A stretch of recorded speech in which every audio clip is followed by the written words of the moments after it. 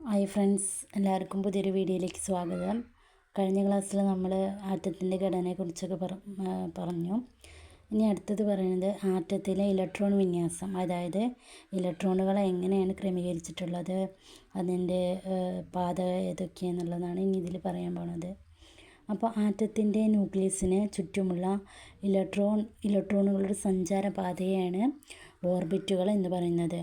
ആറ്റത്തിൻ്റെ ന്യൂക്ലിയസിന് ചുറ്റുമുള്ള ഇലക്ട്രോണുകളുടെ സഞ്ചാരപാതയാണ് ഓർബിറ്റുകൾ എന്ന് പറയുന്നത്.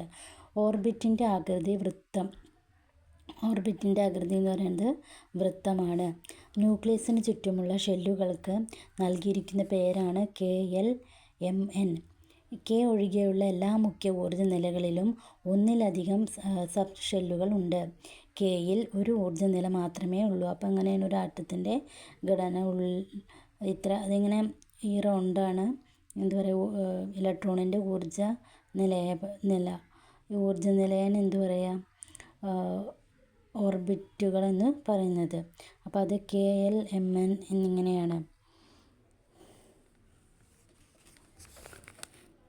ഓരോ ഷെല്ലിലും ഉൾക്കൊള്ളാൻ കഴിയുന്ന പരമാവധി ഇലക്ട്രോണുകളുടെ എണ്ണം കണ്ടെത്തുന്നതിനുള്ള സൂത്രമാണ് 2n² എന്ന് പറഞ്ഞ ഷെല്ലുകളുടെ എണ്ണം.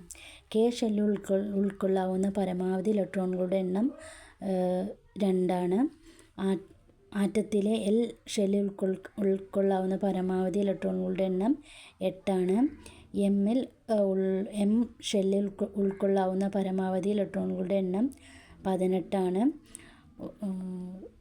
ഒരു ആറ്റത്തിൻ്റെ N ഷെല്ലിൽ ഉൾക്കൊള്ളാവുന്ന പരമാവധി ഇലക്ട്രോണുകളുടെ എണ്ണം 32ആണ്. അപ്പോൾ KLMN എന്നിങ്ങനെ 4 വിധത്തിലാണ് ഊർജ്ജ നിലകളുള്ളത്. അത് Kയിൽ 2, പിന്നെ Lൽ 8, Mൽ 18, Nൽ 32. ഈ ക്രമത്തിലാണ് അവയെ ക്രമീകരിച്ചിട്ടുള്ളത്. ഏതൊരു ആറ്റത്തിൻ്റെയും ബാഹ്യതമ ഷെല്ലിൽ ഉൾക്കൊള്ളാവുന്ന പരമാവധി ഇലക്ട്രോണുകളുടെ എണ്ണം 8ആണ്.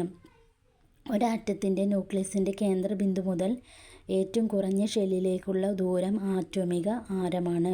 ഒരാറ്റത്തിൻ്റെ ന്യൂക്ലിയസിൻ്റെ കേന്ദ്രബിന്ദു മുതൽ ഏറ്റവും പുറത്തെ ഷെല്ലിലേക്കുള്ള ദൂരം ആറ്റോമിക ആരമാണ്. ന്യൂക്ലിയസിൽ നിന്ന് അകലം കൂടുന്നതിനനുസരിച്ച് ഷെല്ലുകളിലെ ഇലക്ട്രോണുകളുടെ ഊർജ്ജം കൂടുന്നു. ന്യൂക്ലിയസിൽ നിന്നും അകലം കൂടുന്നതിനനുസരിച്ച് ഷെല്ലുകളിലെ ഇലക്ട്രോണുകളുടെ ഊർജ്ജം കൂടുന്നു. ന്യൂക്ലിയസിൽ നിന്ന് അകലം കൂടുന്നതിനനുസരിച്ച് ന്യൂക്ലിയസും ഇലക്ട്രോണുകളും തമ്മിലുള്ള ആകർഷണബലം കുറയുന്നു. ഓരോ ഷെല്ലിനുള്ളിലും കാണപ്പെടുന്ന ഊർജ്ജ മേഖലകളാണ് സബ് ഷെല്ലുകൾ എന്ന് പറയുക. അപ്പോൾ അങ്ങനെ 4 ഷെല്ലുകളുണ്ട്. കൂടാതെ വേറെയും അതിനൊപ്പം തന്നെ ഊർജ്ജ മേഖലകളുണ്ട്. അതിനെയാണ് എന്ത് പറയുക, സബ് ഷെല്ലുകൾ എന്ന് പറയുന്നത്. ഓരോ ഊർജ്ജ നിലയിലും അതിൻ്റെ ഷെല്ലിൻ്റെ ക്രമനമ്പറിന് തുല്യമായ എണ്ണം സബ് ഷെല്ലുകളും ഉണ്ടാകും. ഓരോ ഊർജ്ജ നിലയിലും അതിൻ്റെ ഷെല്ലിൻ്റെ ക്രമനമ്പറിന് തുല്യമായ എണ്ണം സബ് ഷെല്ലുകളും ഉണ്ടായിരിക്കും. ഓരോ ഷെല്ലിലെയും സബ് ഷെല്ലുകളാണ് ഇങ്ങനെ. ഷെല്ല് 1ൽ S, 2 SP, 3 എന്ന് പറയുമ്പോൾ SPD, 4 SPDF ഇങ്ങനെയാണ് ഷെല്ലുകൾ. സബ് ഷെല്ലുകൾക്ക് SPDF എന്നിങ്ങനെ പേര് നൽകിയിരിക്കുന്നു. S sharp, P principal, D diffuse, F fundamental.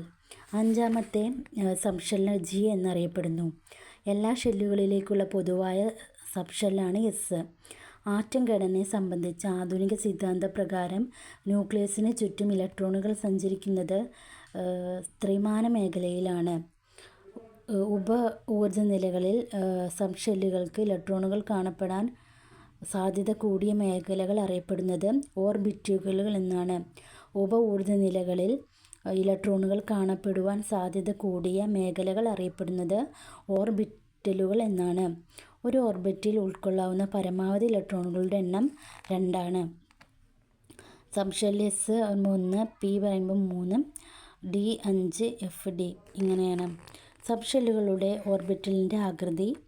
S ഷെല്ലിലെ ഓർബിറ്റലിൻ്റെ ആകൃതി ഗോളാകൃതി. P സബ് ഷെല്ലിലെ ഓർബിറ്റിൻ്റെ ആകൃതി ഡംബൽ. DF സബ് ഷെല്ലിലെ ഓർബിറ്റിൻ്റെ ആകൃതി സങ്കീർണമാണ്.